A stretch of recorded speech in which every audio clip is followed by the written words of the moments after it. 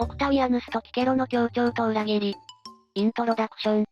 古代ローマの歴史には、多くの政治的駆け引きと裏切りが存在しました。その中でも特に注目されるのが、オクタウィアヌスとキケロの関係です。この動画では、ズンダモンと四国メタンの対話形式で、彼らの協調と裏切りのエピソードについて探っていきます。オクタウィアヌスとキケロの出会い。オクタウィアヌスとキケロってどうやって出会ったのだ？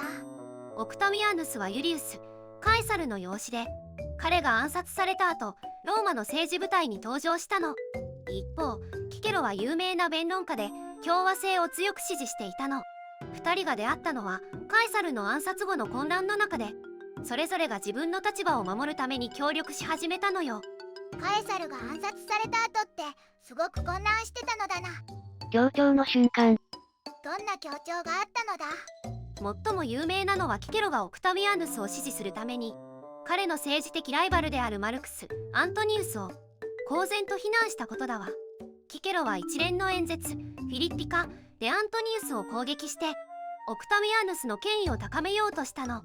これによってオクタウィアヌスはローマ市民と元老院の支持を得ることができたのよ。キケロって弁論がすごく得意だったのだ。そうよ。キケロはローマ史上最高の弁論家の一人とされているの。彼の演説は説得力があって、多くの人々を動かす力があったのよ。だからオクタウィアヌスはキケロの力を借りたのだな。でもアントニウスってどんな人だったのだ？アントニウスはカエサルの忠実な副将で、彼の死後はその後継者としてローマの支配を目指していたの。オクタウィアヌスとの間で権力争いが激化して、キケロはアントニウスを攻撃することでオクタウィアヌスを支持しようとしたのよ。裏切りの結末。でも結局は裏切りがあったのだ。どうしてそんなことになったのだ？オクタウィアヌスはキケロの助けを借りて力を得た後、次第に彼の支持が不要になると感じ始めたの。それから第2回三党政治が成立すると、オクタウィアヌスはアントニウスとレピドゥスと一緒に反対派を排除するためのプロスクリプションを実施したの。その中にはキケロの名前も含まれていたのよ。キケロは捕らえられて、最終的には処刑されてしまったのよ。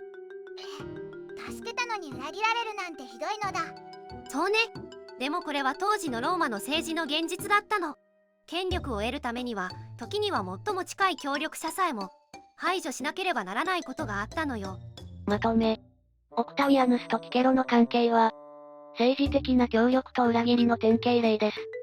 二人はそれぞれの目的のために一時的に協力しましたが、最終的には権力闘争の中で裏切りが発生しました。また、キケロの遺産が後世に、どれほど大きな影響を与えたかを考えると、彼の人生と死は単なる一時的な出来事ではなく、歴史に深く刻まれた重要な一生であることがわかります。今日の動画はここまで。最後まで見てくれてありがとうございました。このチャンネルでは、歴史上の人物に関する情報を5分以内の短くまとめた動画を毎日投稿中。歴史人物に興味があるなら、チャンネル登録や他の動画も見てみてね。